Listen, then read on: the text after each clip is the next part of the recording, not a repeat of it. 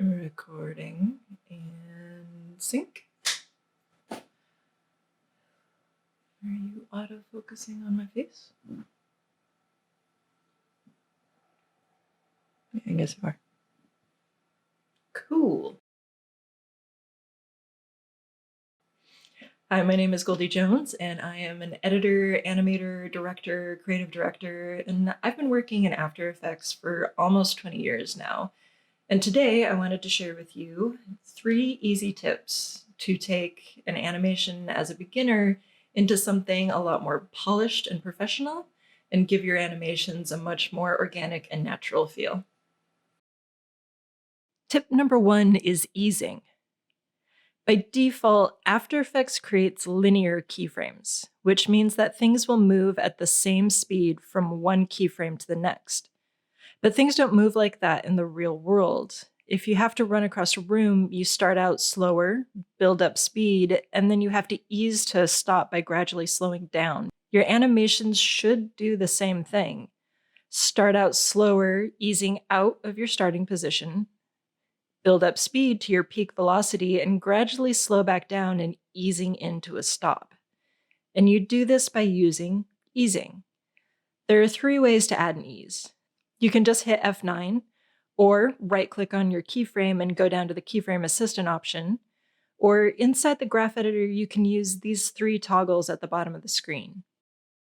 Even just adding a basic ease to your keyframes will make a huge difference, but you can add a lot of personality to your animations by using the graph editor to customize the movement.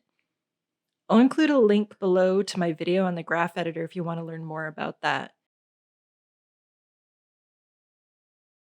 Tip number 2 is motion paths. Another way to make your animations feel more organic is to curve your motion paths.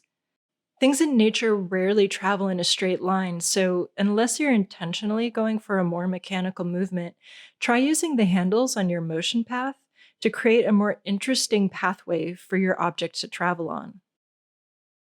Tip number 3 is offsetting. The third trick to creating a more organic feeling animation is to offset your keyframes from each other. If you're animating multiple things on a layer like position, scale, and rotation, for example, try staggering them so they don't all stop or start at the same frame and see what a difference that makes to how the animation feels.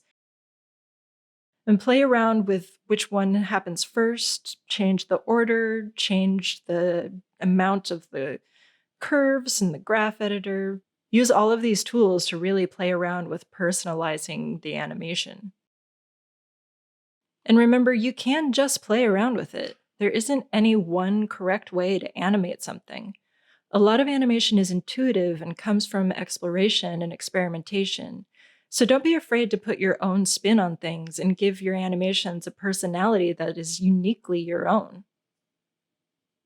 Thanks for watching my video, and I hope you found those tips to be helpful. And if you have any other questions about animation or editing, post-production, video production, anything in the industry at all, feel free to leave those questions in the comments below, and I might get to them in a future video.